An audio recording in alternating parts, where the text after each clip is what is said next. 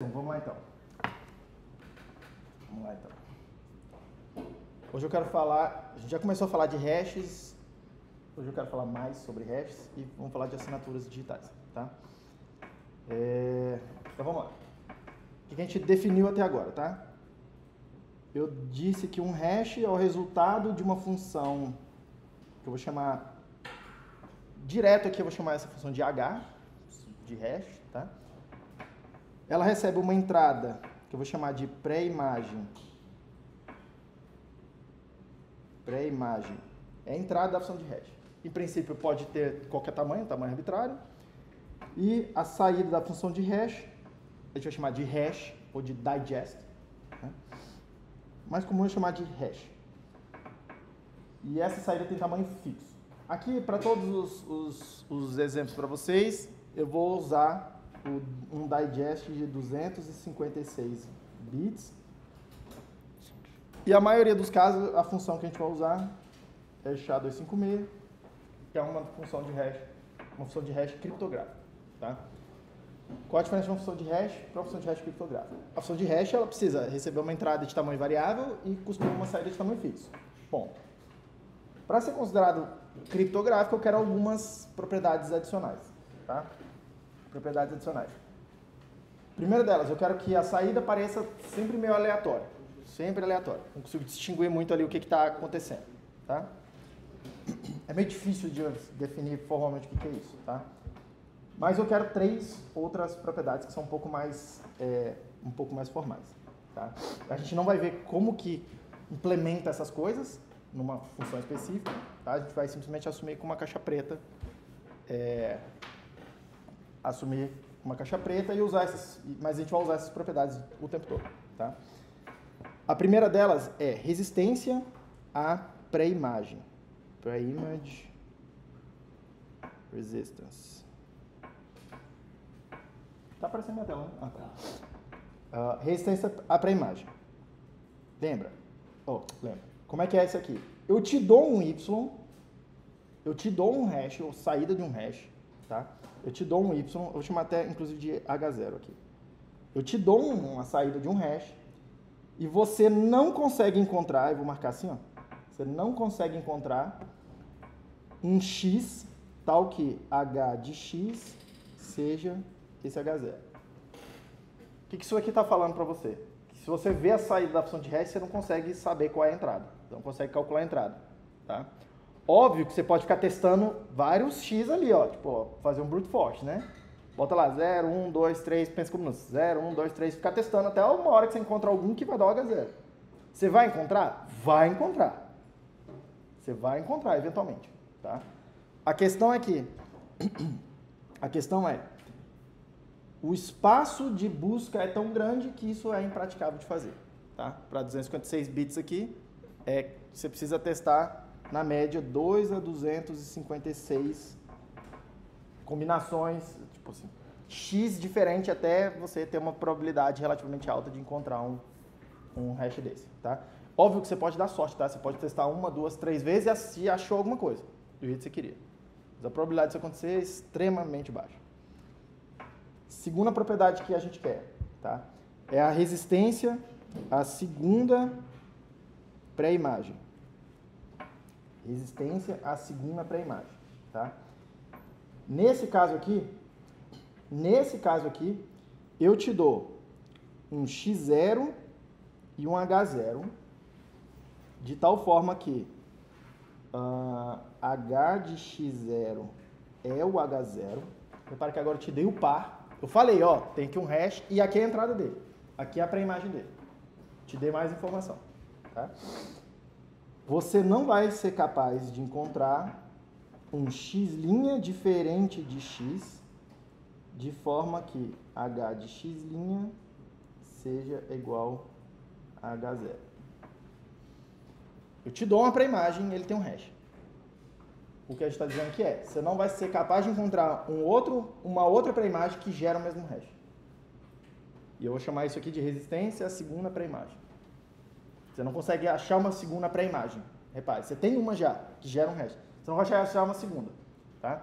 Repare que vai ficar diferente. A próxima aqui é parecida com isso aqui, tá? Repare que eu estou travando esse x0, você não pode escolher esse x0, em princípio, né? Tipo, já tem esse par, tá? A terceira propriedade aqui é resistência à colisão.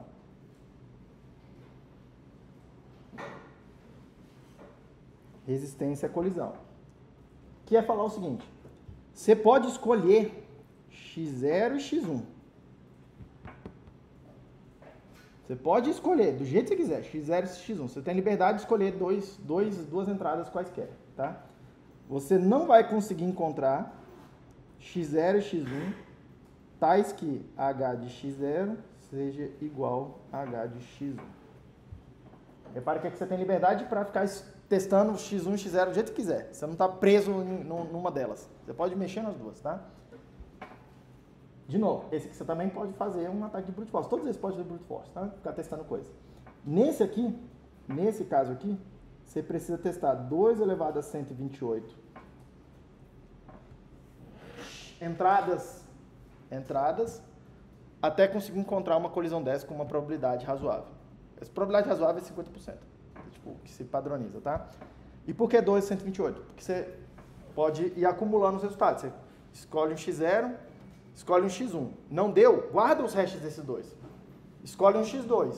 Aí esse x2 pode estar colidindo tanto com o x0 quanto com o x1. Não deu. Aguarda aquela informação. Calcula um x3. Escolhe um outro x3. Calcula o hash. Agora você vai testar a colisão com x0, x1 e x2. E aí vai acumulando. Então, quanto mais você faz, mais coisas você já tem para buscar, mais informação você vai adquirindo. Por isso que vai te dando esse ganho de coisas que você tem que testar, tá? Ainda assim, a melhor coisa que você pode fazer é testar 2 elevado a 128 combinado, tipo, entradas que você precisa ir lá e ficar testando e calculando esses hashes, tá? Isso aqui a gente chama de 128 bits de segurança. E a gente considera um hash ou alguma coisa, ou alguma outra coisa está quebrada, quando a gente consegue encontrar alguma técnica que me permite, por exemplo, calcular uma colisão com menos de 2 a 128 tentativas. Tá? É basicamente essa a ideia. E aí isso aqui também é útil para a gente poder comparar outros sistemas. A gente não vai ficar comparando tantos outros sistemas aqui, tá? Mas tem sistemas, principalmente de assinatura digital, com chaves bem grandes, tipo, sei lá, 4.000 e cacetada bits, 6.000 e não sei quantos bits, tá?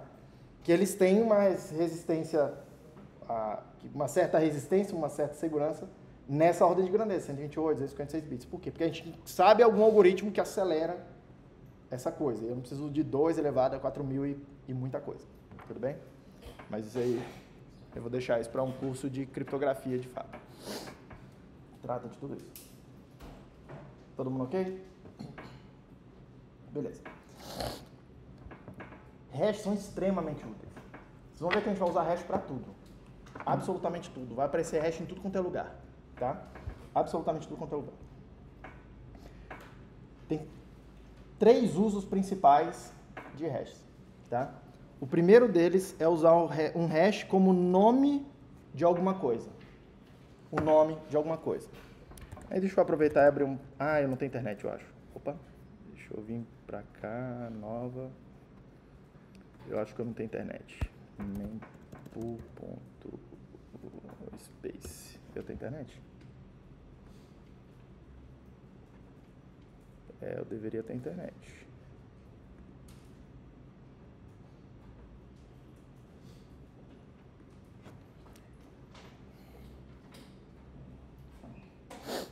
Deixa eu ver se assim vai.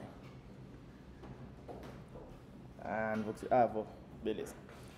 O que é esse mempool.space? É um explorador de blocos da blockchain do Bitcoin. Tá?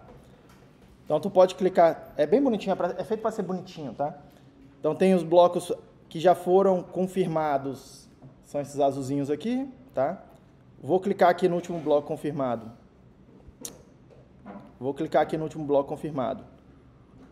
Aqui está me dizendo, ó, tem 1.656 transações. A gente vai ver o que são essas transações. Um pouco a seguir. Mas repare, ó, cada transação está marcada aqui de alguma forma, desenhado, renderizado, bonitinho. E isso aqui é um identificador dessa transação específica. Tá? Isso aqui é o hash dos dados que tem nessa transação. calculado de uma certa forma particular. Mas o que é a pré-imagem desse hash aqui? Os bytes dessa transação. Não são todos os bytes exatamente, mas os bytes dessa transação, em princípio, tá? E aí eu uso isso aqui como identificador dessa transação específica nesse sistema. Tipo, isso aqui passa a ser o nome, praticamente, dessa transação, tá? Por que a gente pode fazer isso? Vai ter colisão, de qualquer jeito. Por que a gente pode fazer isso? Porque estatisticamente é tão improvável que aconteça uma colisão que, tipo, para realmente a gente conseguir duas transações com o mesmo hash e elas vão ter o mesmo nome, eu preciso botar os mesmos dados nas transações. A gente vai ver aqui que elas têm é muito difícil gerar duas transações com exatamente os mesmos bytes. Tá? Nunca aconteceu no caso da blockchain do Bitcoin? Já aconteceu. Tem duas transações com o mesmo TXID, que é esse nome dela aqui, que é um hash. Tá? Tem duas transações que têm o mesmo nome lá. A gente vê esse caso depois, porque isso passa a ser um caso especial, isso é um problema. Tem que ser tratado. Tá? Não sei se foi bem um azar. Um bug, eventualmente. Tá? Mas, enfim. Mas isso isso foi no início da rede, faz muito, muito tempo. Então, assim, as pessoas estavam descobrindo aí nos problemas. Estavam experimentando. A gente ainda está descobrindo, tá? A gente ainda está descobrindo.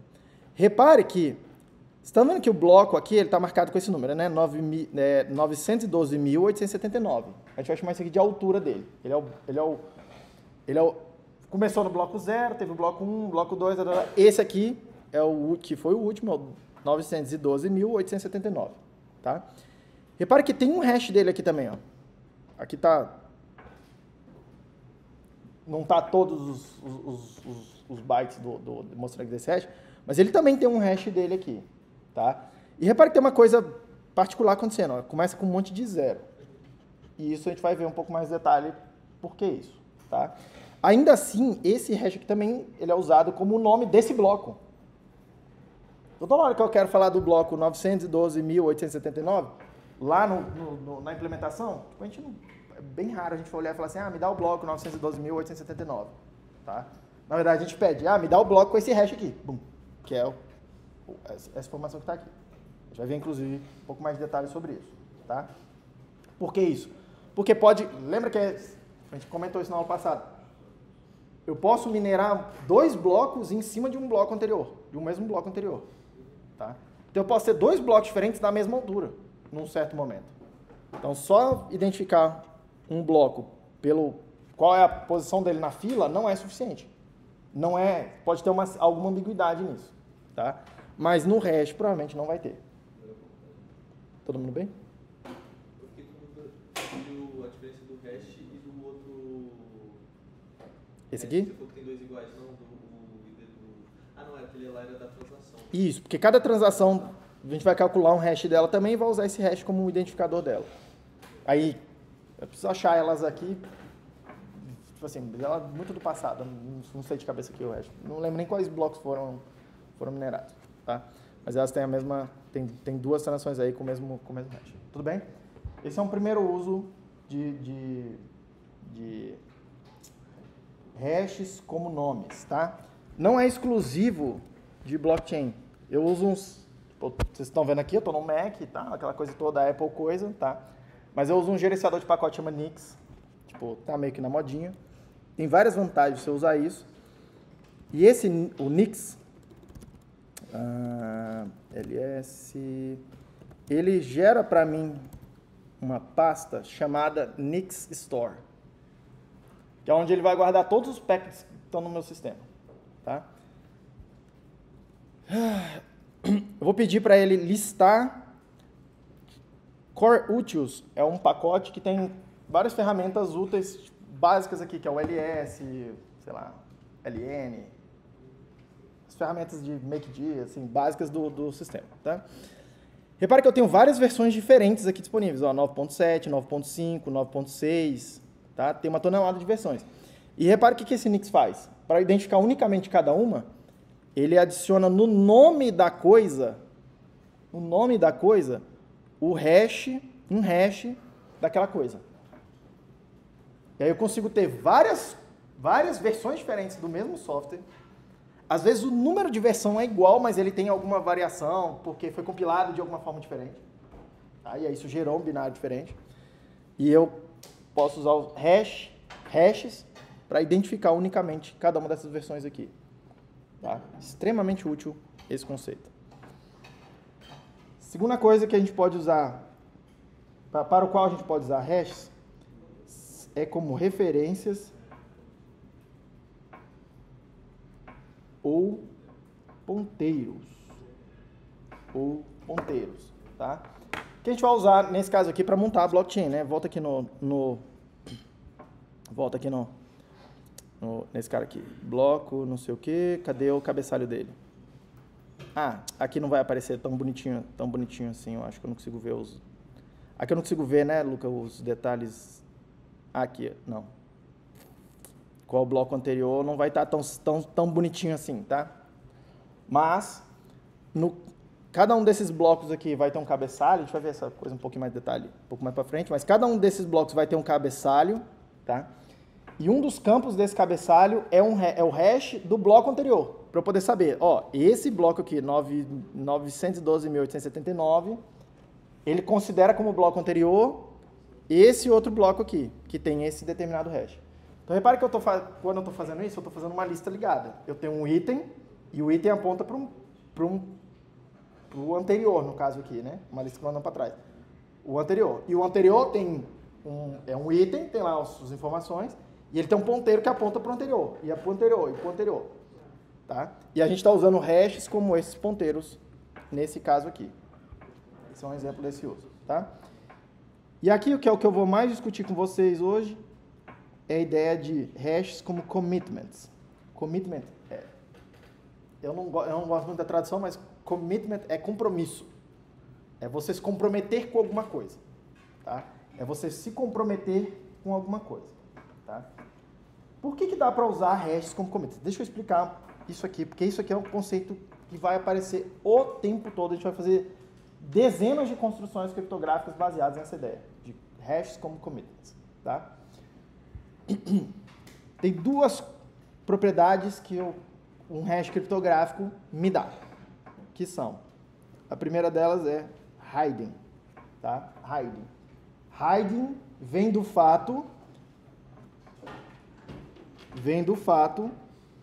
de que eu sou resistente à pré-imagem. Ou seja, se eu te mostro a saída do hash, você não consegue calcular a entrada a partir daquilo ali somente. Eu estou escondendo a informação de entrada.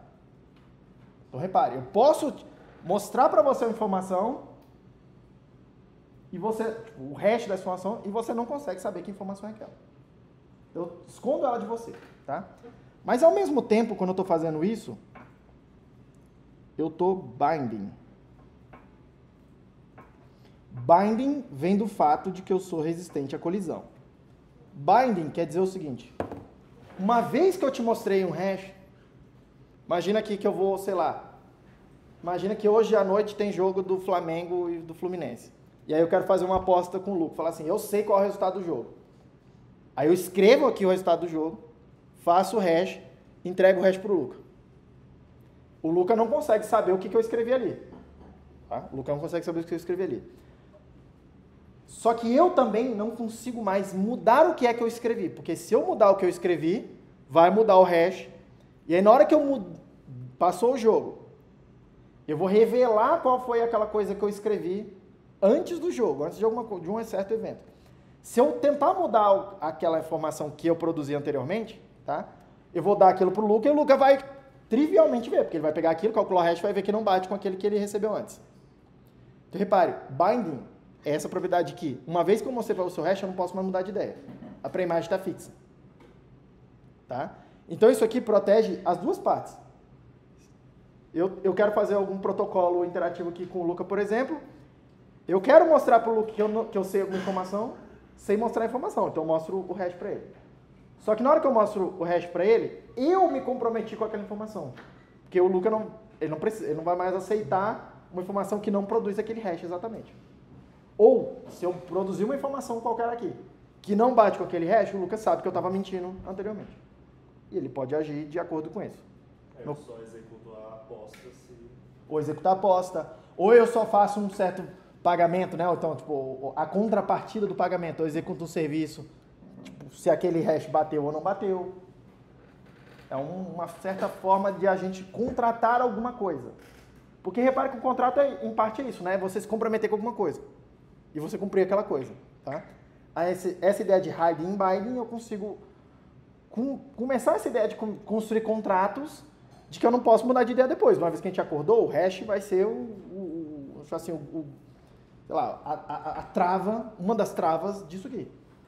Uma das travas da informação que a gente contratou.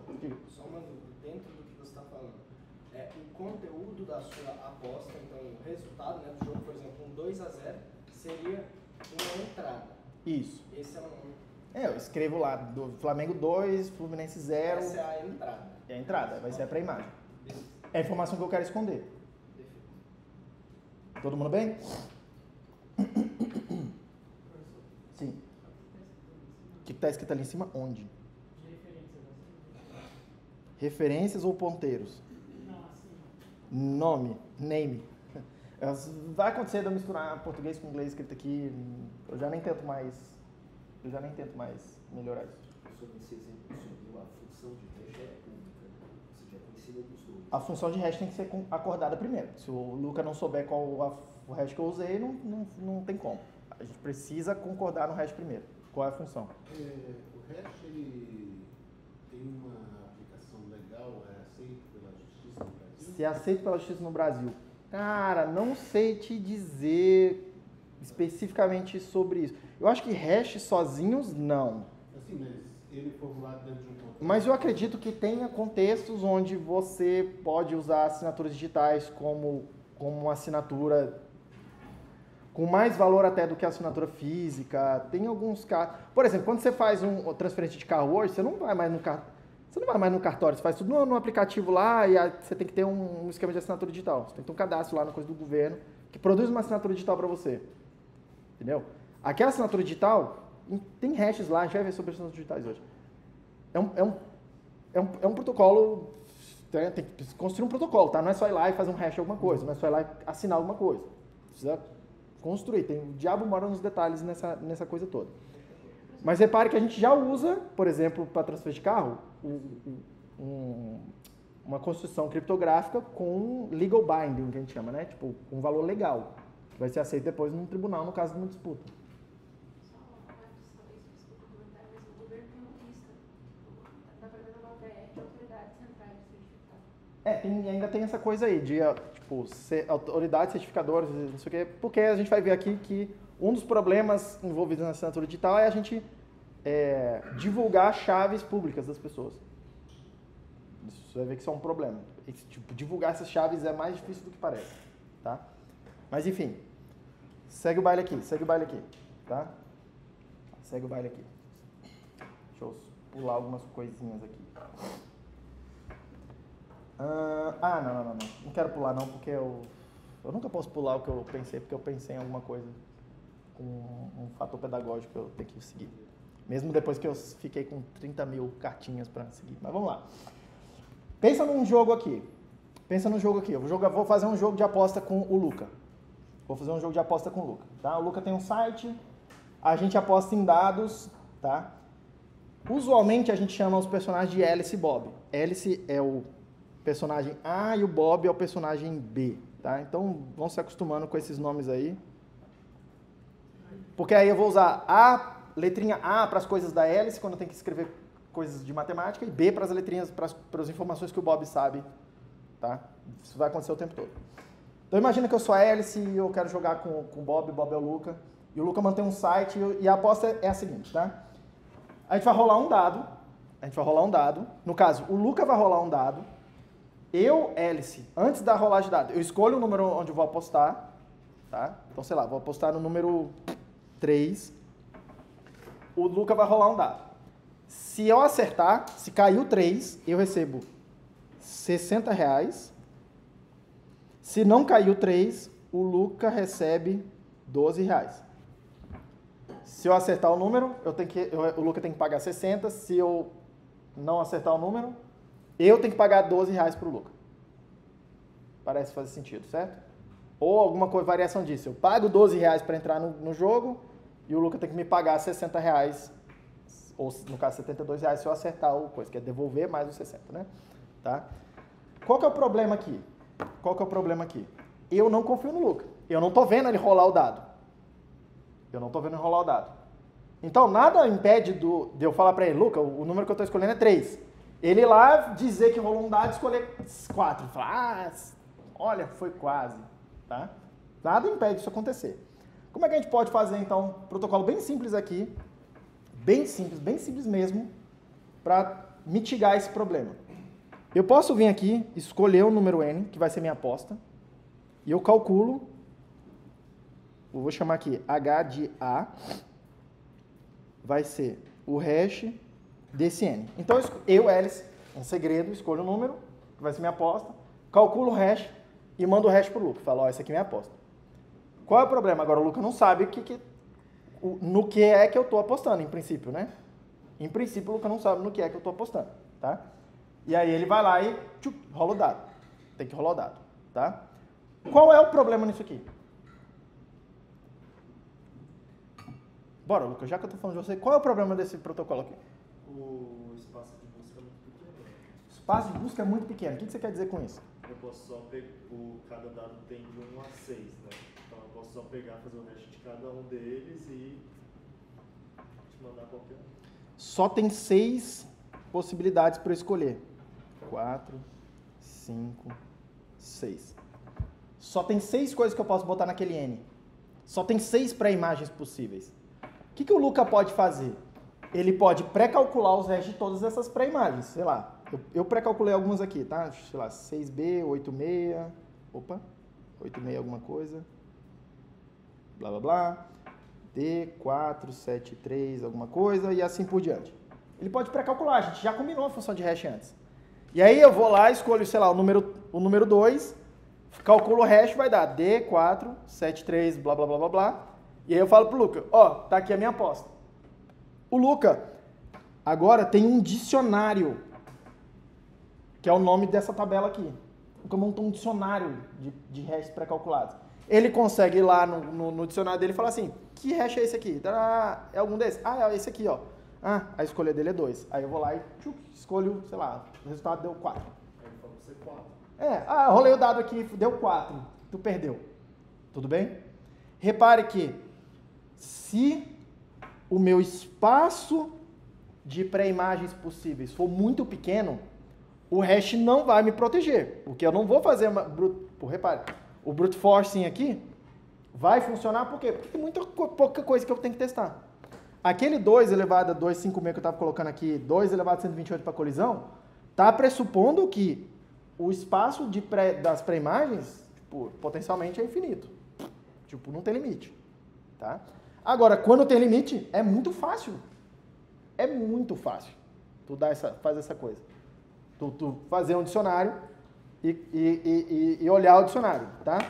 Isso aqui parece meio teórico, mas isso aqui acontece todo dia, o tempo todo, quando você bota tua senha num site da internet. Porque quando tu bota tua senha num site da internet, tu tá mandando tua senha para algum lugar. Essa tua senha tá armazenada em algum lugar. Pior ideia de um site é armazenar a tua senha num banco de dados, em claro, assim, tá lá escrito tua senha em algum lugar. Normalmente não se faz isso. Normalmente o que você faz? Na hora que você se cadastrou, você escolheu uma senha, o site lá, fez o hash da tua senha, de acordo com alguma função, e guardou esse hash. Tá? Só que só isso ainda não é uma boa ideia, porque é esse exato problema aqui. É esse exato problema. As pessoas, elas são muito previsíveis na hora de botar senhas. A gente não gera boas senhas. Tá? Então, o que vai acontecer? E vários ataques acontecem exatamente assim. Tá? Você vai lá e vai construindo um dicionário de senhas que são conhecidas. Cara, teve vazamento já de senha de trouxe a senha. Então, você meio que sabe as senhas mais comuns e não sei o quê. Variações, né? Do trocar o 3 o E pelo 3, o I pelo 1, o L pelo... 9. Essas coisas, essas variações. Tudo isso aí é conhecido e tal, tá? Então, o que existe hoje? Você vai na internet por aí?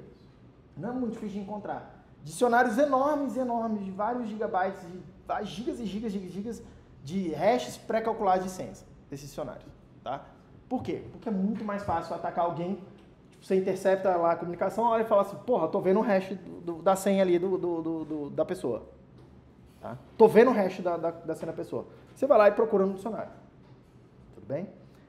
Como é que você pode mitigar isso aí? Como é que você pode mitigar isso aí? Quem tem algum chute? Hã? Ah, mas a gente não falou de criptografar. O que é criptografar? Pensa numa coisa mais simples, assim. Tipo, usa as coisas que a gente já está vendo aqui. Diga. Anexar dados aleatórios que só você conhece. Anexar onde? Assim, você calcula, a primeira parte da entrada seria a aposta. A segunda parte fica por minha conta, eu coloco quanto quiser. Olha, como é que é o nome mesmo? Rogério. Olha a proposta do Rogério. Eu vou, em vez de rastear direto a minha aposta, que é esse número N aqui, eu vou concatenar e vou marcar assim, tipo, é o juntar, tá? Vou concatenar, juntar essas duas informações aqui, vou juntar com um número que eu vou chamar de K, que eu sorteio aleatoriamente. Foi mais ou menos o que você falou, né? Vou juntar com uma informação K, que eu sorteio aleatoriamente. E aí, o segredo aqui é esse K ser tirado de um espaço suficientemente grande para manter a segurança disso. Todo mundo bem? Por quê? A ideia é que, se você reutilizar o K, não protegeu nada, né? Tá? Mas se você não reutilizar o K, toda vez que eu fizer uma aposta nova com o Luca, não adianta ele fazer esse dicionário aqui. Por quê? Porque mesmo ele sabendo um pedacinho da pré-imagem, isso não ajuda ele a calcular o restante da pré-imagem vendo o hash que eu estou entregando para ele. Repare, tá? Isso aqui é seguro nesse nível. Eu mostro o hash para o Luca sabe os N's possíveis no início, ele sabe um pedaço da pré-imagem, ele sabe alguma informação, mas ele não sabe esse restante. E isso é suficiente para ele não conseguir construir um dicionário e não conseguir quebrar esse hash. A menos que ele conseguisse calcular, fazer um ataque de pré-imagem. Como a gente viu aqui, não vai ser possível. Então, tipo, eu vou assumir que não é possível. Tá? E aí eu escolho esse K grande o suficiente, de um espaço grande o suficiente, com entropia grande o suficiente, para o Luca não conseguir chutar esse K. Tudo bem? Esse K, ele, em geral, recebe dois nomes, tá? Naquele contexto de senhas na internet, que eu falei para vocês, ele recebe esse nome de salt. É uma pitada de sal que você bota para dar uma misturada lá junto com a tua senha, tá?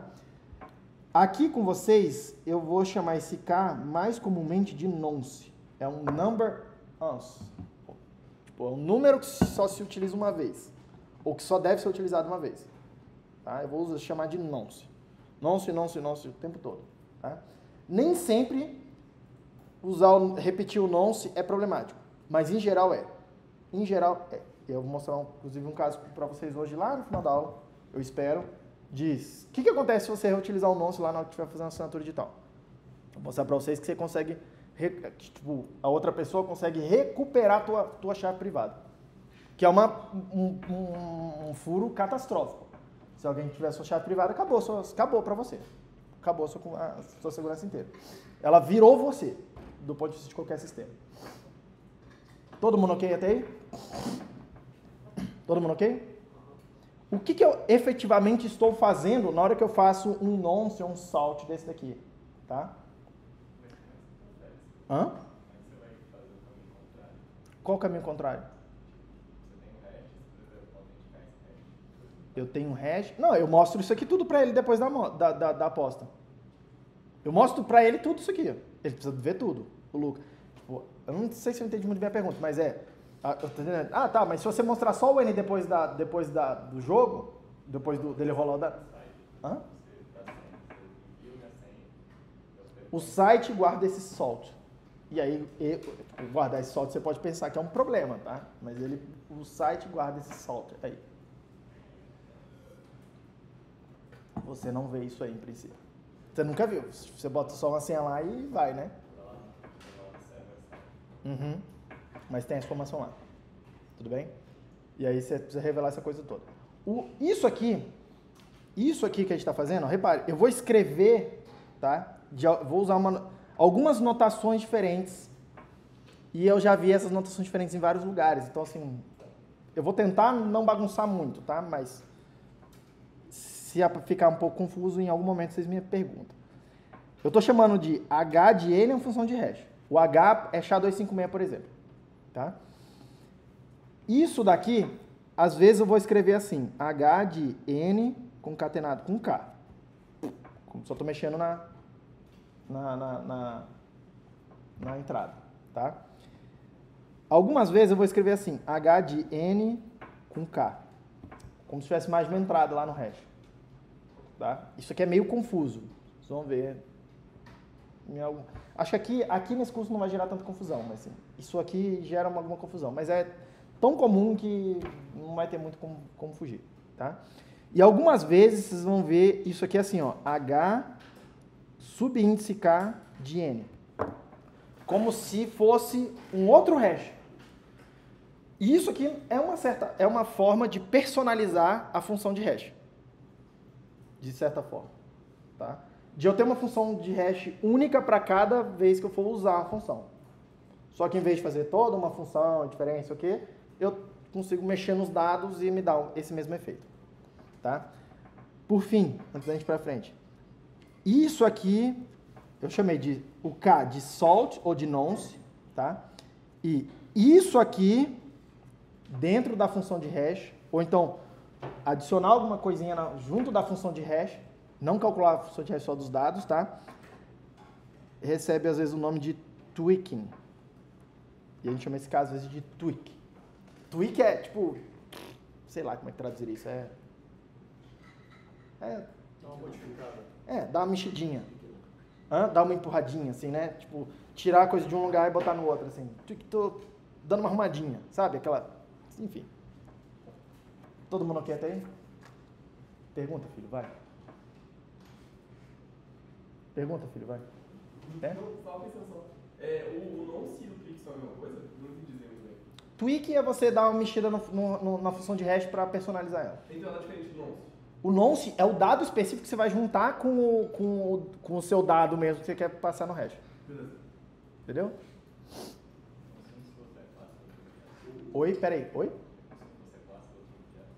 Não. Como se fosse a classe, outro objeto. Sei lá, isso foi muito longe para mim. Não sei. Então, o salt é fixo para todos? Como se fosse um argumento de uma segunda função ou ele varia para cada... Nesse protocolo aqui de aposta minha com o Luca, o ideal é que eu não repita o K, né?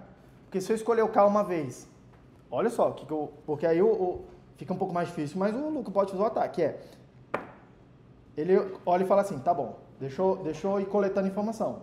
Eu sei que a hélice, eu sei que o Edil sempre repete o K. Então o que ele pode fazer? Ele pode ir lá e pegar a primeira aposta e rolar o dado genuíno, tá? Aí ele viu o hash e viu a pré-imagem. Aí a partir da pré-imagem, ele está vendo o nonce. Aí mesmo que ele não saiba que eu repito, ele pode fazer isso uma segunda vez. Aí ele vai ver uma segunda pré-imagem e ele vai ver o mesmo K nas duas. Aí ele olha e fala, o Edil está repetindo esse K. Então eu sei já daqui nesse momento. Agora eu posso pegar e pré-calcular o meu dicionário, fazer o meu dicionário aqui. E a partir daqui agora o Edil só perde. Tigrinho. Não vou falar muito. Eu nem devia estar falando se estou gravando, né? Mas assim, enfim, esse tipo de coisa. Eu não estou dizendo que esses caras fazem isso. Mas eu estou dizendo que é fácil fazer. Afinal, quando você vai entrar no Tigrinho, você escolhe o nonce das coisas que você está mandando?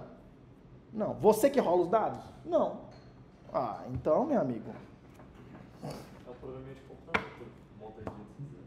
Nessas bet aí, eu não estou dizendo que são desonestos. Não estou dizendo isso. Só estou dizendo que eu mando a aposta. Eu vou lá e escolho, sei lá, boto lá, o placar do jogo vai ser tanto e tanto. Eu mando. Eu que estou colocando lá, eu não escolho o nonce. Para esse caso aqui é um pouco mais difícil de roubar, porque ele teria que controlar o jogo de alguma forma, né? Teria que ter alguma forma de influenciar o jogo. Mas a Bet não é o patrocinador dos times tudo, porra, as Bet tudo. Mas ele não paga não pelo rateio de quantos acerta? Não sei como é que funciona no detalhe. Estou dizendo que eu não confio nesse protocolo, porque eu não consigo esconder a minha aposta da parte que vai processar a aposta. E ele consegue ver o que eu estou apostando antes do evento acontecer. Então, para mim, pessoalmente não serve. Todo mundo bem com isso? Todo mundo bem com isso? Tá bom. Essa é a ideia. Pergunta. Eu não sei se é pertinente, assim, mas... Tudo é meio pertinente, tudo é impertinente. Vamos lá. Como que o nonce é gerado? Eu acho que eu não entendi essa parte. Como que o nonce é gerado? Como é teu nome, filho? Antônio. Cara, Antônio, essa pergunta é uma pergunta de $1 bilhão. Como que o nonce é gerado? Como que o nonce é gerado, tá? A melhor... repare que esse nonce precisa ser imprevisível para a parte que vai receber o hash, né? Pois é.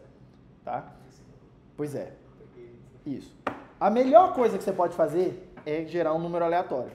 É pegar, sei lá, alguma coisa fisicamente aleatória e, sei lá, rolar dados não viciados. Pegar algum fenômeno, sortear um número aleatório mesmo. Que nem você consiga prever a parada. O problema é que, quando você entra lá no WhatsApp, tudo isso aqui, no WhatsApp funciona isso aqui, tudo isso aqui, no Signal, todo esse protocolo de internet, quando você entra lá no teu banco, tá, tem um monte de gerador de número aleatório rolando o tempo todo. Porque gera nonce, gera chave, gera parada toda baseada no número aleatório. Você não rola dado, você não... Qual a física da coisa que vai te garantir que um dado que foi aleatório é aleatório mesmo? Entendeu? Então, gerar esses números aleatórios é bem mais difícil do que parece. Bem mais difícil do que parece, tá?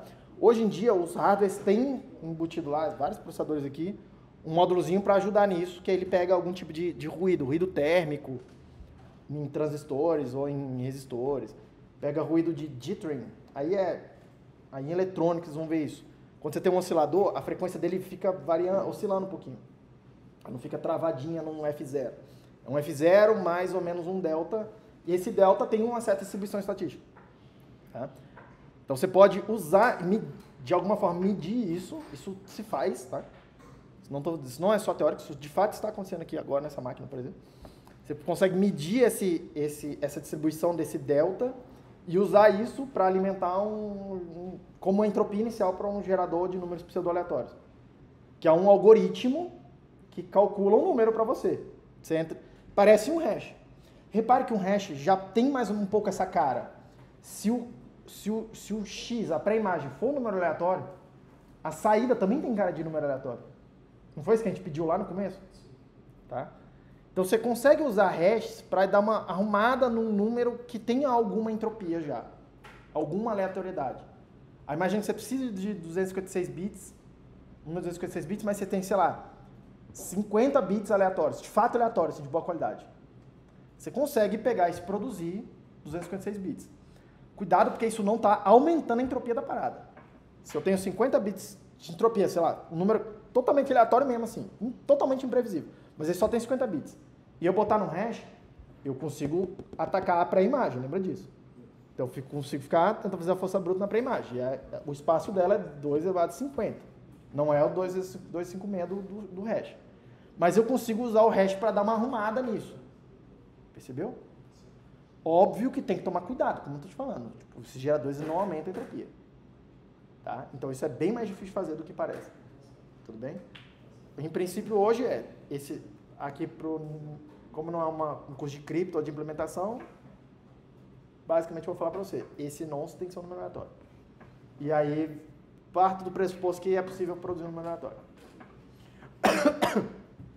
Mas é bastante comum também ataque em cima tem um número aleatório lá, tem um número aleatório que você não pode rever, tem que ser imprevisível. Eu vou mostrar para vocês aqui, calcular que se eu souber o K, eu consigo calcular uma chave, por exemplo. Tá? Ou consigo calcular uma chave privada. Vou mostrar isso bem mais no final da aula. Quer dizer que se eu conseguir chutar o K que você usou lá, na assinatura você vai ver que vai ter um número aleatório que vai entrar, eu consigo recuperar a tua chave. E aí já era para você. Sacou? Eu vou simplesmente partir do pressuposto que tem bons geradores e que a gente vai conseguir fazer isso. Mas isso não é necessariamente verdade. Tem que estar cheio de sistema aí que envolve assinatura digital que gera números aleatórios fracos. Aí se você sabe mais ou menos quando foi gerada a senha, se você sabe mais ou menos o dispositivo, se você sabe mais ou menos qual era a linguagem de programação, qual era o aplicativo, aí você sabe a linguagem de programação, você sabe dizer mais ou menos qual a função que foi usada, então, tu consegue diminuir bastante assim, o seu espaço de busca. Porque o gerador é fraco. Tá?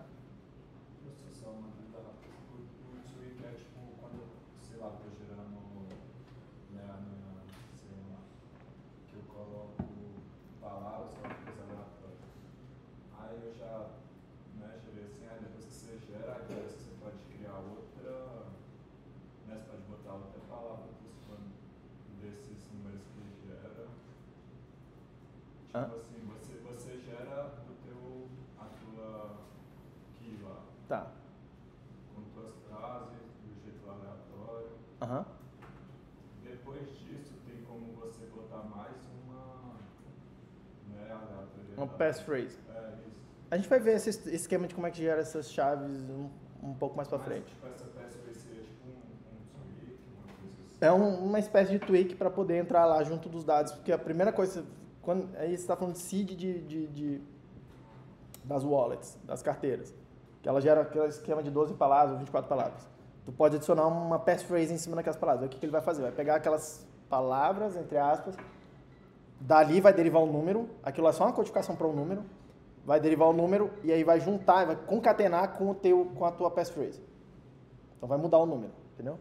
Aí isso gera, aí como isso vai entrar numa tonelada, numa sequência de hashes, isso vai se propagando, essa entropia adicional vai se propagando e aí vai para caminhos completamente diferentes as chaves.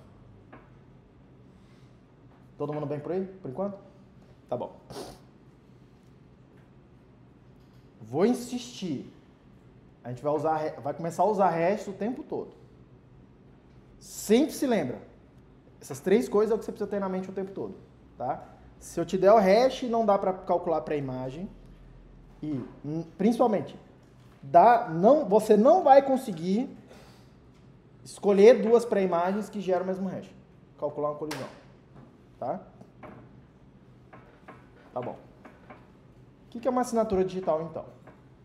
O que é uma assinatura digital? A gente vai definir uma assinatura digital por meio de três funções.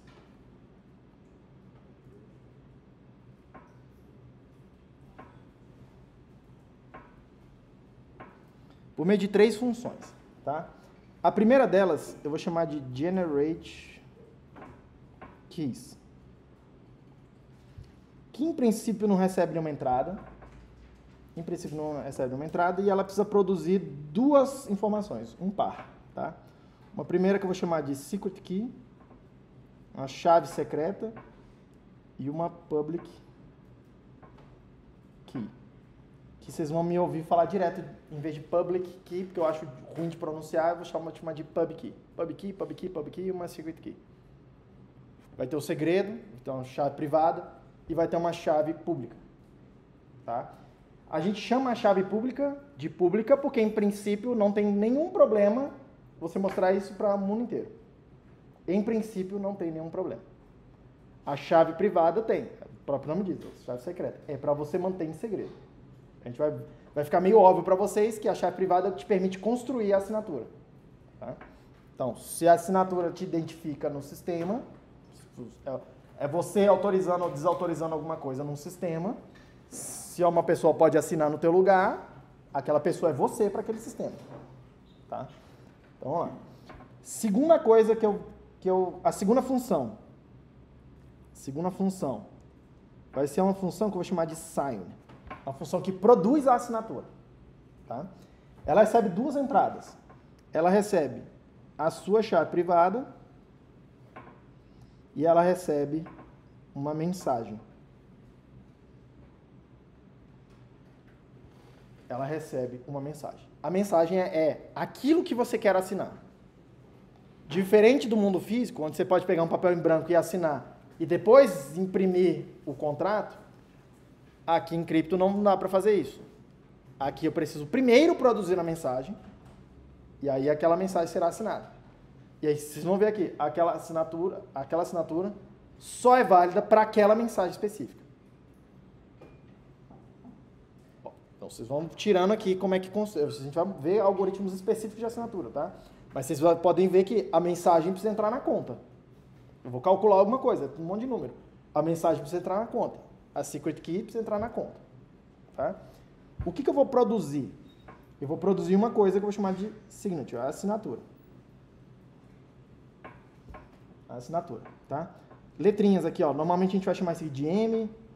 Várias vezes eu vou chamar de S, mas toma cuidado porque nem sempre o S que tem numa assinatura é a assinatura toda, precisa de mais informação, tá? Então, mas é bem comum ver aqui, chamar aqui de S. A chave secreta eu vou chamar de E. E aí historicamente é uma chave de encryption. Tá? É uma chave para cifrar alguma coisa. Enfim, que seja. E a public key aqui com vocês vão ver que é bem comum chamar de P maiúsculo. Um pouco mais para frente vai ficar um pouco mais claro porque P maiúsculo e não um P qualquer minúsculo. Porque eu vou usar o P minúsculo para outra coisa. Tá? Mas é bem comum chamar de P a chave pública. Tá? Ou PK e SK, vocês vão ver assim também, tá? PK, SK, bastante comum assim. Acho que até melhor, uma notação até melhor, talvez.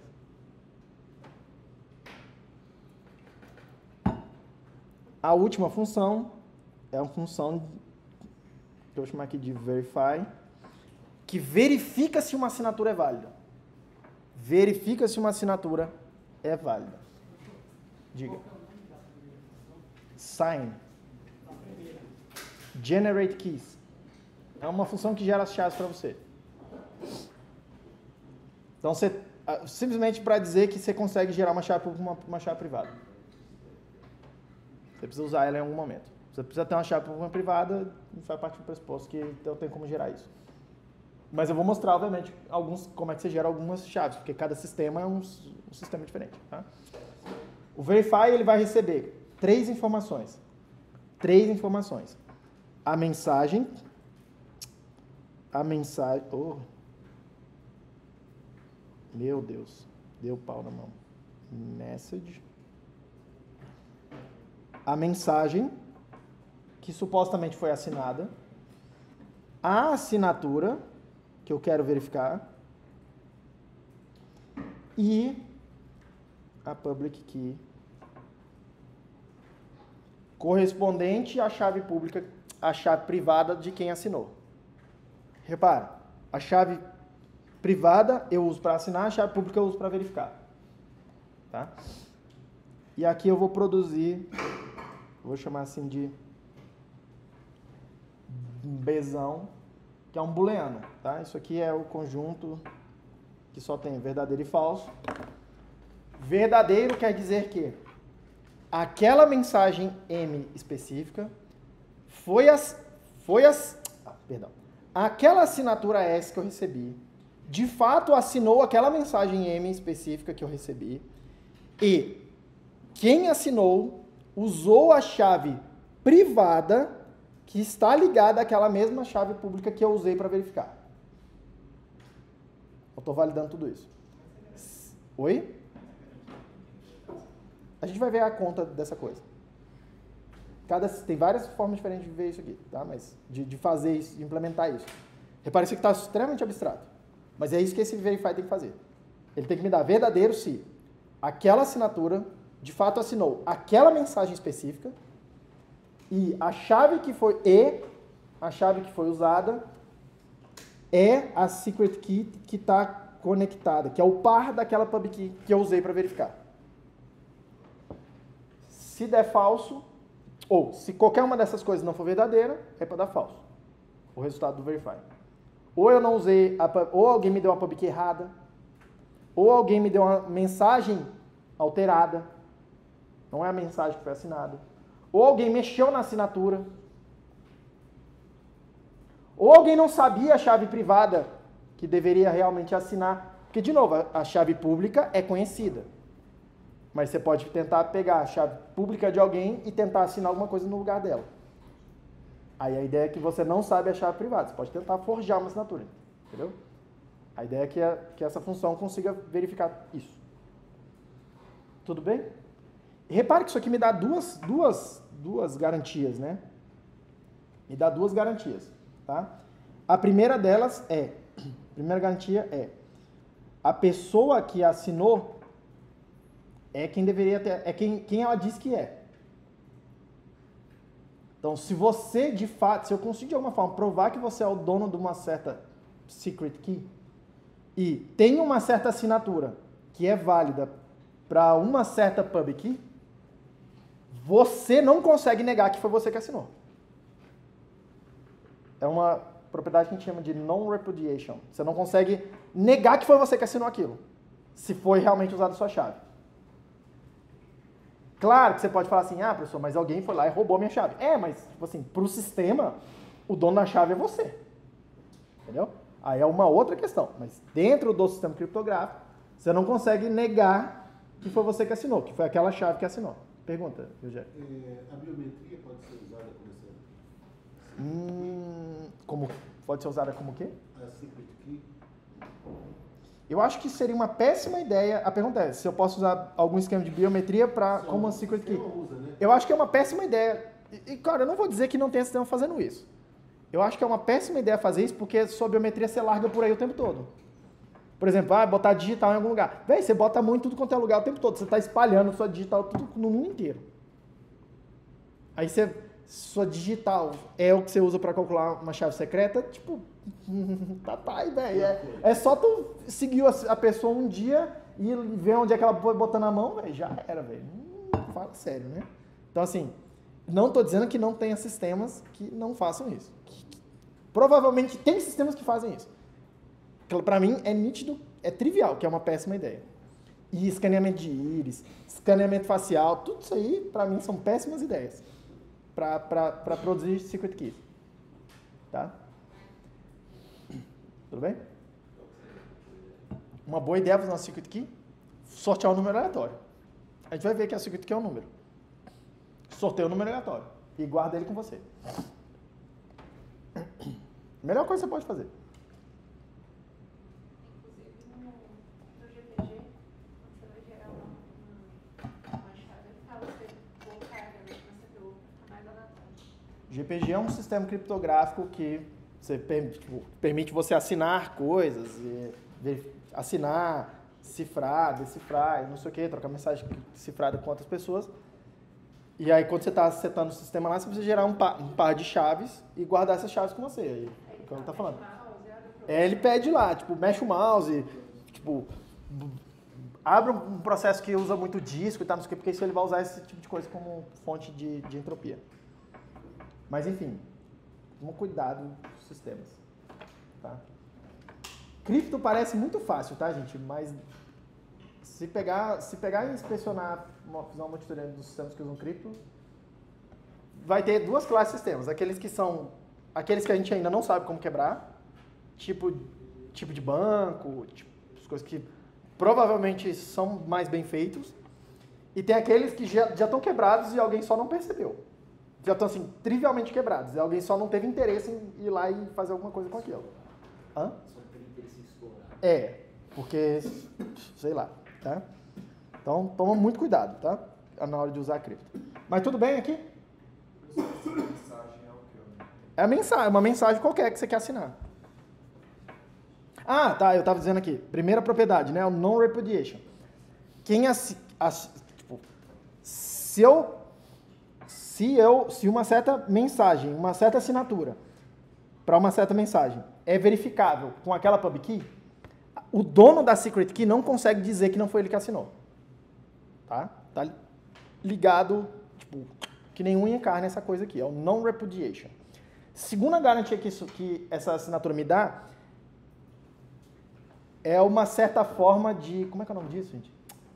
É uma certa garantia de que ninguém mexeu na minha mensagem. Porque se eu mexer um bit na mensagem, a assinatura vai ficar inválida.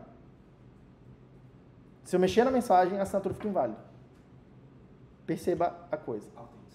Autenticidade. Isso, é a palavra que eu estava procurando. Tá? Isso me dá alguma garantia de autenticidade sobre essa mensagem. De que essa mensagem não foi alterada em trânsito. Todo mundo ok com isso? Tá? E a gente vai começar a usar essas propriedades para construir protocolos. Tá? Normalmente os protocolos são mais interativos, assim, eles são tipo, eu faço isso, outra pessoa faz aquilo, alguma coisa assim. Tá? Mas eu posso usar esse tipo de coisa para para me autenticar num sistema, por exemplo. Tá? Para me autenticar no sistema. Vou mostrar aqui para vocês um pouco mais para frente aqui, algumas formas de usar assinatura digital, não sei o que, essa coisa toda. Todo mundo bem por enquanto? Tá? Mas repare, em criptomoedas, Bitcoin e todas as outras criptos, tá? Onde que a gente vai usar assinaturas digitais? A gente vai usar assinaturas digitais para autorizar gastos. E aí, o que vai ser a mensagem? Uma certa transação falando, pega o dinheiro que é meu e transfere para o fulano. E aí, como é que eu autorizo isso? Usando uma assinatura digital. Esse é o esquema mais comum. Esse é o esquema vanilla, esse é o básico. O básico do básico. Tá? Eu usar a assinatura digital para autorizar alguma coisa. Que coisa? A coisa que está descrita naquela mensagem. E aquela mensagem vai ser uma transação que fala para eu fazer alguma coisa no sistema. Todo mundo ok? Sim. Assinaturas digitais, por exemplo, sei lá, o sistema do GovBR também usa esse esquema, ou você só está falando especificamente da... Não, tudo isso aqui assinatura digital qualquer esquema criptográfico tem essas três funções aqui. E aí tem várias formas de implementar isso aqui. Repara, isso aqui está bem genérico, tá? A gente vai ver duas formas hoje aqui de implementar assinaturas digitais. Tá? A gente vai ver 3 esquemas, um baseado em hashes, e depois na segunda metade da aula, um outro esquema que é baseado em teoria dos números, né? Tipo, fatos com números. Tá? RSA não. Eu nem vou falar de RSA aqui, eu vou falar já de curva elíptica, que é o que eu uso em todas as criptomoedas. Professor, para você fazer a verificação, você tem que enviar a mensagem original. A mensagem original, Se você perder a mensagem original, você... Oi? No caso, se você perder a mensagem original... Se você perder a mensagem, já era. Aí não faz sentido a assinatura dela, né? Não tem como extrair a mensagem original de uma assinatura. Não tem como extrair a mensagem original a partir de uma assinatura. Não tem como. Professor, é uma dúvida então. Mesmo que eu fale uma mensagem que não tem sentido, Tá. ela vai ser validada. Vai, mas Vou te dar 10 Bitcoin, não tem nada. por exemplo, eu crio uma mensagem que para o sistema é uma mensagem válida, mas a assinatura é válida. Isso quer dizer que a primeira coisa que o sistema vai olhar, aí depende um pouco de como é implementado, mas uma das coisas que o sistema vai olhar é, tá, a autorização está ok? Está. Aí agora eu vou olhar a semântica da mensagem. Tá, aquela mensagem faz sentido? Não, aquela mensagem é inválida, então joga fora. Ah, veio de quem deveria vir e quem está querendo fazer, de fato pode fazer, mas ele está tentando fazer uma coisa que não é permitida no sistema, então joga fora. Não é a única coisa que garante que alguma coisa vai acontecer no sistema. Isso aqui é para autenticação, é para você dizer que você é você mesmo. Todo mundo bem até aí? Podemos? Tá.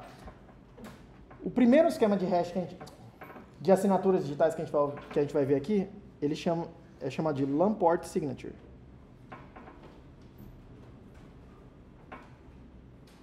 Lamport Signatures. Que foi inventado no final dos anos 70, o começo dos 80, final dos 70. 70 alguma coisa. 77 ou 78, se eu não estou enganado. Por um pesquisador chamado Leslie Lamport. Por isso que ganhou esse nome dele, tá? E qual que é o tchan da parada, tá? A gente só precisa, para implementar isso aqui, de hashes. Então você vai ver que é um uso, vamos chamar assim, inteligente de hashes, tá?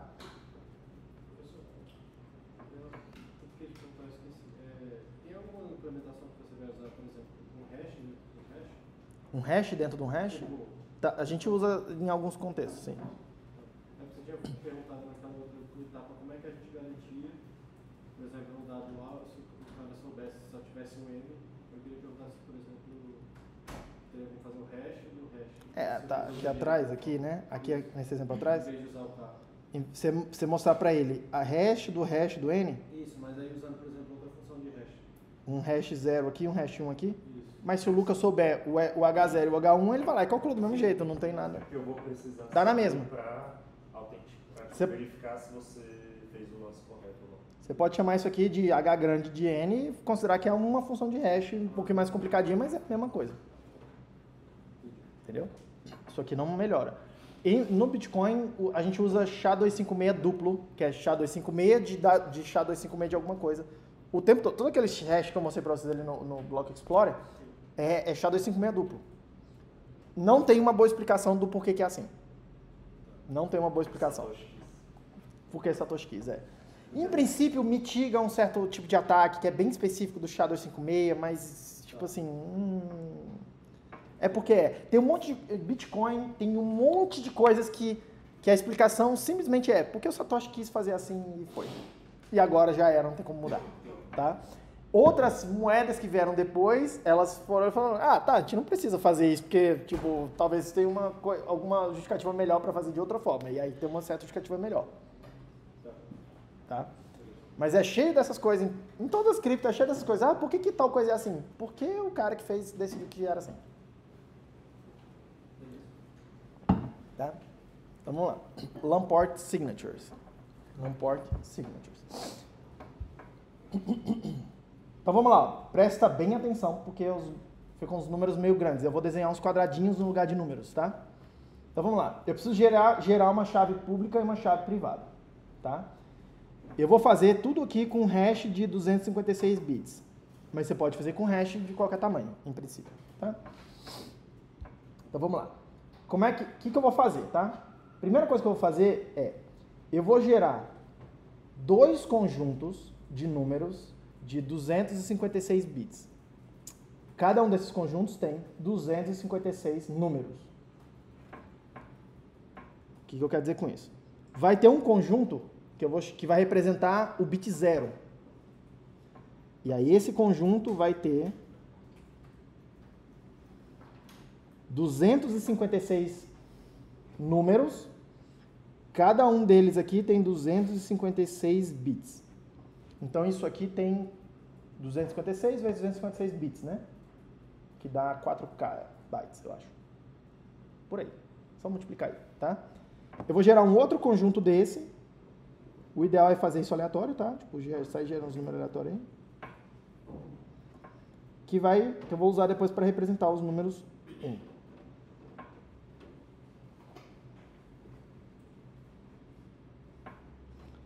Tudo bem? E aí eu vou chamar esse conjunto de chave privada. O que é minha chave privada? Um conjunto que tem 2 vezes 256 vezes 256 bits. Organizados desse jeito aí. Cada bloquinho de 256 bits é uma palavra que eu vou usar para alguma coisa. E isso vai ser minha chave privada. Eu guardo isso aí comigo. E a chave pública, como é que vai ser? Eu vou pegar e vou produzir outros bloquinhos aqui, do mesmo tamanho, tá? Um para cada um desses dois aqui. Que tem 256 elementos. Cada um tem 256 bits. E o que é cada um desses elementos? É o hash daquela posição da minha chave privada. Cada um deles aqui. Eu pego esse pedaço, calculo o hash, vai ser esse primeiro pedaço da minha chave pública. Daí eu pego esse pedacinho aqui, faço o hash dele, vai ser esse pedaço da minha chave pública. E eu faço isso para todos eles. Então eu produzi aqui minha chave privada em preto, eu guardo isso. Minha chave pública em cinza, eu mostro isso, posso mostrar isso para os outros. Todo mundo bem? É bem straightforward, né? Não tem muito por que fazer isso, tá? Repare que a partir da minha chave pública não dá para calcular minha chave privada. Porque para calcular minha chave privada eu teria que conseguir, eu estou vendo um hash, eu teria que calcular para a imagem de um hash. Então eu não consigo calcular. Vendo a chave pública eu não consigo calcular a chave privada. E eu preciso que isso seja verdade o tempo todo, tá? No todos os sistemas. Aí vai ter diferentes formas de proteger isso, né? Aqui a gente está fazendo com hash. Todo mundo bem? Tá. Como que eu assino alguma coisa? Como que eu assino alguma coisa? Tá? Eu tenho uma mensagem M que eu quero assinar. Eu vou lá e calculo o hash dela. O hash dela vai ter 256 bits. Então vai ter um monte de bit aqui, tá? 0, 1, 1, 0, blá, blá, blá, blá, 0, 1. Um monte de bits aí, os bits que forem. Certo? Aí, na hora para construir a assinatura, o que eu faço? Se a minha assinatura aqui, se a mensagem, um certo bit for 0, eu seleciono esse bit aqui, esse bit não, essa palavra toda, 256 bits, e coloco aqui na assinatura. Se é 1 na mensagem, no hash da mensagem, eu pego lá na posição correspondente e coloco aquele bloquinho de 256 bits na assinatura. E aí eu vou fazendo isso. O próximo bit é 1. Peguei aquele... vou pegar de outra cor, inclusive porque eles são diferentes, né? Esse cara aqui, ó, é outra coisa. Boto aqui. E aí eu vou fazendo isso até completar. Então, qual o tamanho da assinatura? 256 vezes 256 bits. Que é relativamente grande, tá? Isso é alguns kilobytes. Todo mundo ok? Pergunta. Não? Tudo bem? Tá. Todo mundo bem, né? Como é que construir a assinatura? Como é que eu verifico... Pergunta.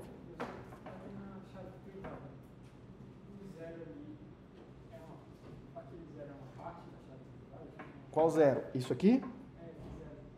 Esse cara que eu marquei aqui? O zero todo. Não entendi. Isso aqui? Isso aqui eu só separei em 2 pedaços para você olhar e falar assim, uma parte vai representar os bits 0 e outra parte vai representar o bit 1. Porque olha lá, no final das contas que eu vou fazer esse processo aqui embaixo, ó, quando é 0 alguma coisa, eu pego do conjuntinho da esquerda. Quando for 1 alguma coisa, eu pego do conjuntinho da direita. E de onde veio esse conjuntinho cinza da esquerda? Veio daqui. E esse veio daqui. Por isso que eu separei em 2 pedaços. Entendeu? Mas é só você botar os bits lá, tipo, como é que você faz isso em C? Int x, sei lá, s secret key, array de trocentos mil bits você precisa lá, quantos bytes você precisar, e bota eles na sequência. Só que você sabe, beleza, esse byte é para aquilo, esse byte é para aquilo outro. Entendeu? Só estou mostrando graficamente aqui para tentar ficar um pouco mais visível. Tudo certo? Como é que verifica uma assinatura então? Como é que verifica uma assinatura?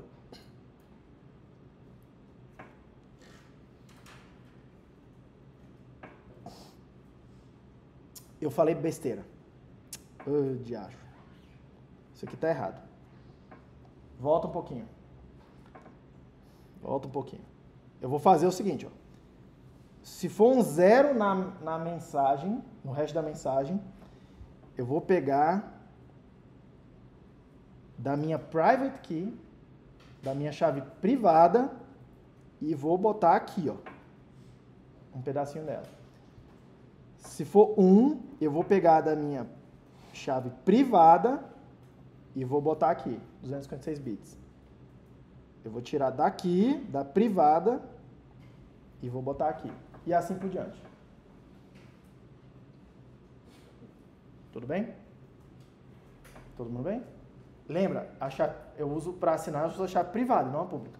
Por isso que eu estava me embolando aqui. Todo mundo bem? Como é que eu verifico isso? Tu vai receber para verificar o M, você vai lá e calcula o hash do M. Então você recupera isso aqui, ó. Você recebeu a mensagem, calcula o hash, você recupera essa sequência de bits. Hã? O seu indica aí não está aparecendo. O que não está aparecendo? Continue. Tá aparecendo, tô vendo até aí. Vamos lá. Eu recupero esse string aqui, ó. Tá? Que representa a minha mensagem. Né? Eu estou recebendo essa assinatura aqui, ó. Eu estou recebendo isso aqui e eu recebi a chave pública. Eu vou chamar de P grande. E eu recebi o S, que é esse pedaço aqui. Eu recebi essas coisas. O que eu não recebi? Eu não recebi esse, ó, que é o chave privada. Tá? Tá bom. Como é que eu vou verificar? Então, olha lá. Eu venho aqui na mensagem. E olho. Tá bom. Primeiro bit aqui é 0. Primeiro bit aqui é 0.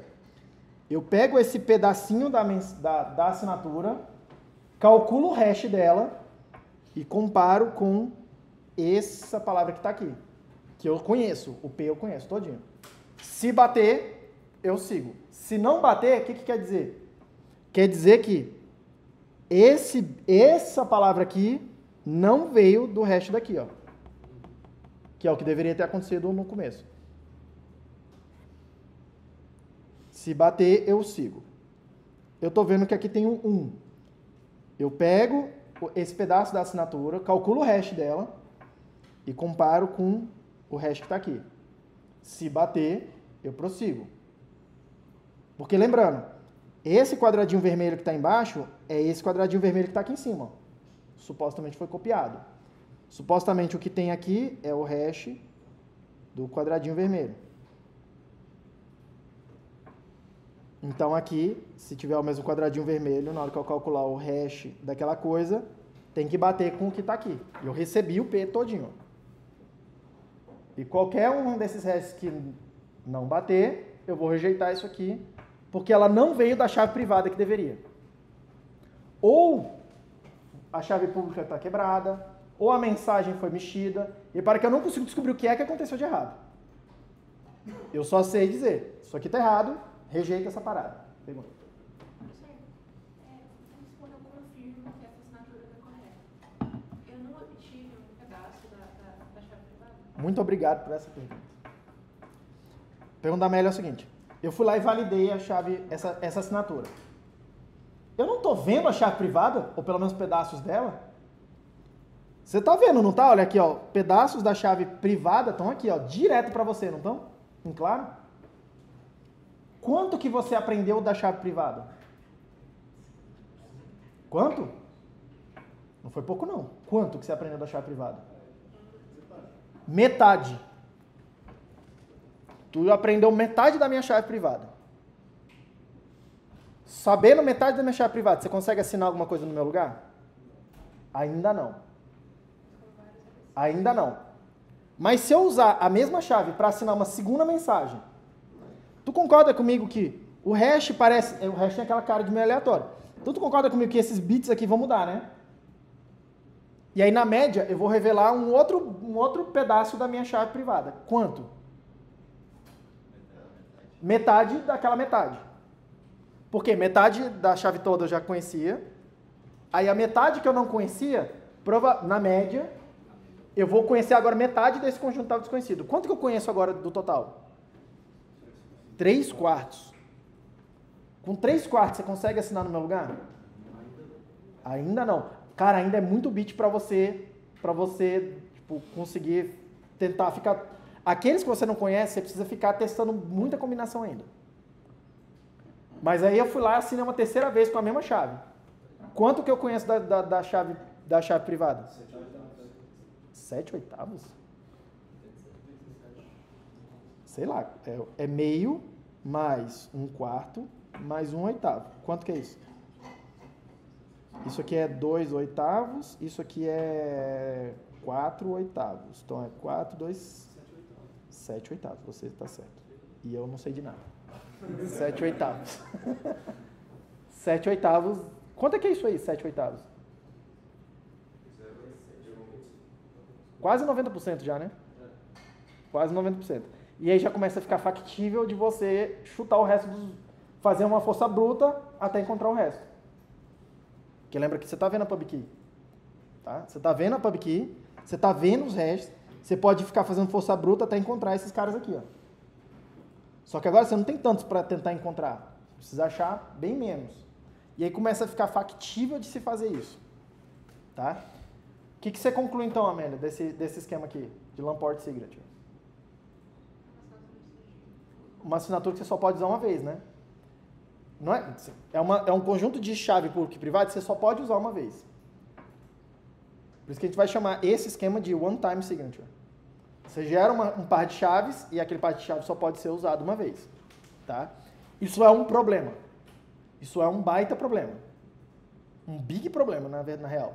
Por quê? Porque eu preciso ficar gerando chave pública e privada nova o tempo todo e essas chaves são relativamente grandes. E eu preciso ficar guardando essa parada, essa tralha toda aí, ó. Tá? Não só isso, eu preciso ficar revelando essas PubKeys e elas são grandes. Várias PubKeys que eu preciso... Cada vez que eu assino, eu preciso de uma chave nova, uma chave nova, uma chave nova, uma chave nova. E aí eu preciso começar a gerenciar muitas chaves. Quantas chaves? Quantas mensagens eu quiser assinar. Então repare que essa coisa escala de N, a quantidade de chaves que eu preciso, onde N é o número de mensagens que eu quero assinar. Se for uma ou outra mensagem, beleza. Mas se for um sistema que precisa gerar assinatura digital o tempo todo, Pensa na Visa, processando sei lá quantos milhões de transações por segundo. Cada uma delas tem assinatura digital lá no meio. Não vai rolar. Hã? Guardar o tempo também, né? Que A hora tempo? que ela foi usada. Aí é outra coisa do sistema, que a gente só está olhando a parte da assinatura.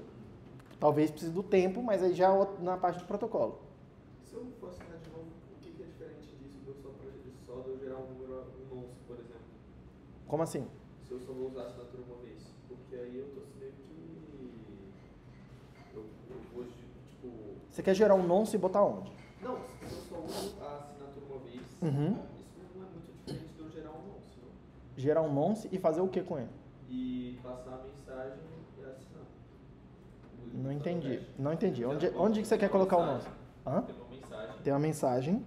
aí eu boto o nonce e eu tiro o hash disso. Assim? É, Tá. e já que eu só vou assinar uma vez, isso acaba não sendo diferente disso, né? Porque... Mas aí esse nonce tá meio inútil, né? Por enquanto. Mas ele vai ser útil na hora que a gente voltar do almoço. Está adiantando um pouquinho de coisa, mas ele vai ser útil. Mas só do jeito que está aqui, não serve para muita coisa não, porque eu só vou assinar eu só vou assinar essas chaves uma vez, então esses restos aqui só vão entrar uma vez e acabou a conversa. Aí eu preciso gerar um conjunto todo novo de chaves para assinar outra coisa. Eu acho que talvez um detalhe aí seria que esse nome, se você publicasse ele, você poderia assinar outra coisa com ele também. Não tem essa... Não, mas aqui o problema não é a mensagem. O problema não está na mensagem. O problema está no fato de que a assinatura revela partes da chave privada.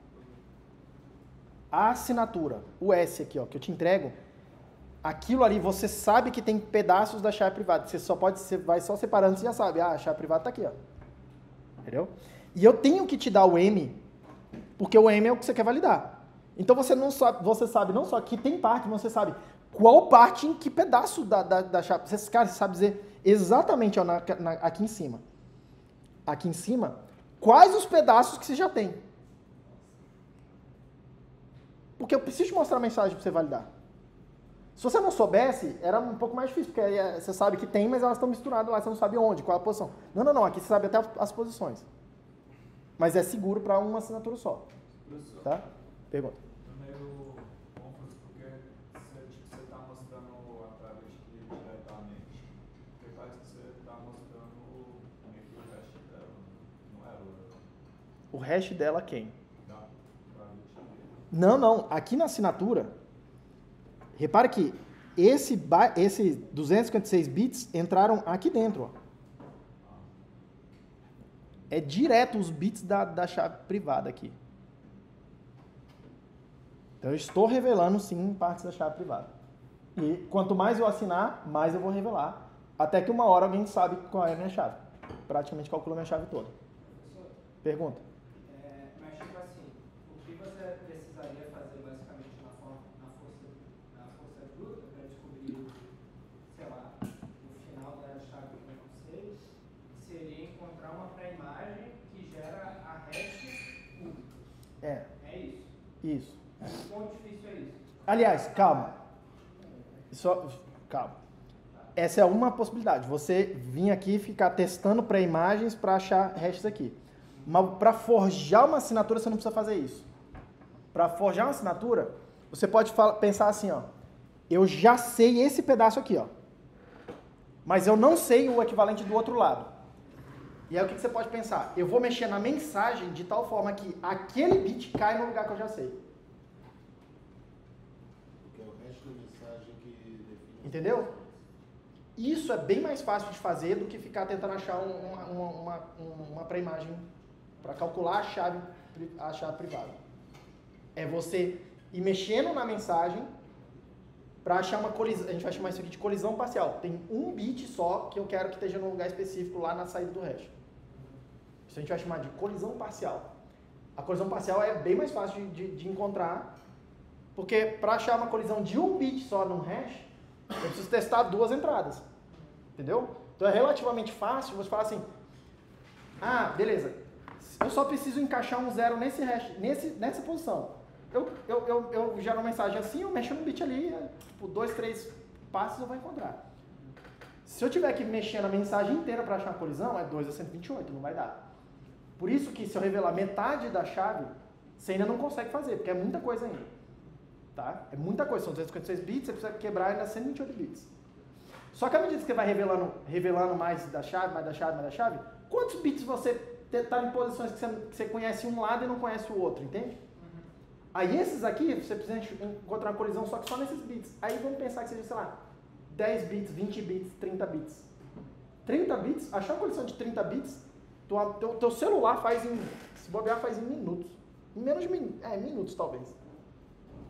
Entendeu? Aí, ó, bum, é rapidão. E aí o que você está fazendo? Você não está exatamente calculando a chave privada da pessoa. Mas você está forjando uma assinatura. Você tem uma mensagem, e você calcula uma assinatura válida para aquela mensagem com aquele pedaço de chave que você conhece. Aí é um pouco mais difícil fazer um ataque do que só isso que eu estou falando, porque a mensagem tem que fazer sentido no sistema que você está atacando. Mas em geral no sistema você tem algum espaço para mexer nas mensagens. Entendeu?